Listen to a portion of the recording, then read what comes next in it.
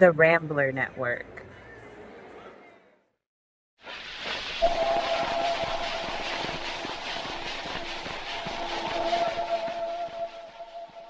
When we dig up the first of history, the signal is often weak. The oldest music ever recorded for playback is nearly impossible to hear, but its significance is deafening.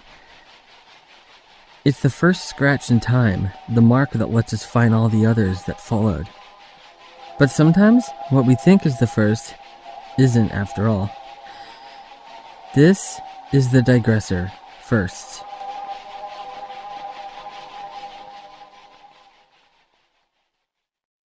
On the morning of May 20th, 1927, a young pilot stood beside a small silver airplane on a muddy airfield in Long Island, New York. He hadn't slept in nearly 2 days. He had no radio, no parachute, and no co-pilot.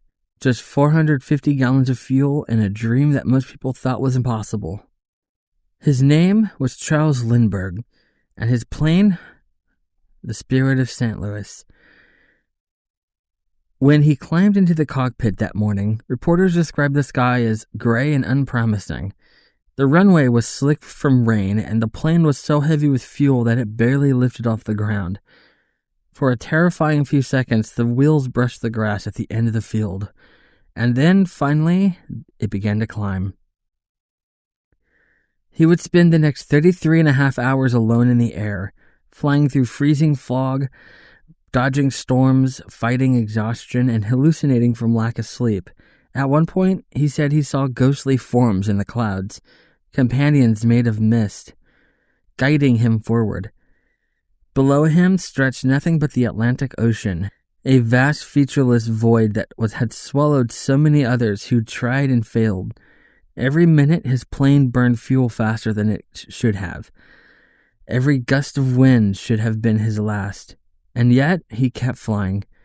When he finally spotted the lights of Paris below, a crowd of 150,000 people had already gathered. They were waiting for a speck of light in the sky, one that grew brighter and brighter until it became real.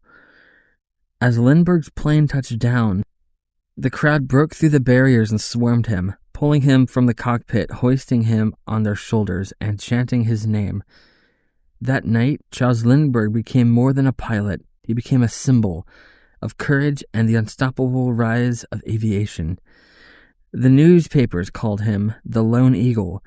He was the first, they said, to fly nonstop across the Atlantic Ocean. However, he wasn't the first. 8 years prior, 2 British aviators, John Alcock and Arthur Whitten Brown, had done it first, and their story is one almost no one remembers. It was June 1919. The world was still reeling from World War I, a time when airplanes were fragile, experimental things made of wood and canvas. And yet, Alcock and Brown were determined to prove that flight wasn't just for war, but for possibility. They took off from St. John's, Newfoundland, in a modified bomber. No modern navigation, no radio, and only a compass and stars to guide them. Almost immediately, their instruments iced over. Their exhaust froze, and at one point, their plane nearly flipped into the ocean. Brown even climbed out onto the wings to chip ice off the engines while they were still flying. After 16 hours in the freezing dark, they saw Ireland through the break in the clouds. They crash-landed in a bog near Clefden, nose first, but alive. They'd done it. The first non-stop transatlantic flight. King George V knighted them. The Daily Mail awarded them £10,000. Winston Churchill himself congratulated them. And yet, when history told the story of flight, it was Lindbergh's name that stayed in the sky. Because his journey was about maybe, just maybe, one person alone could do something the whole world thought impossible. So while Alcock and Brown were first, Lindbergh was the one that made us believe. But I digress.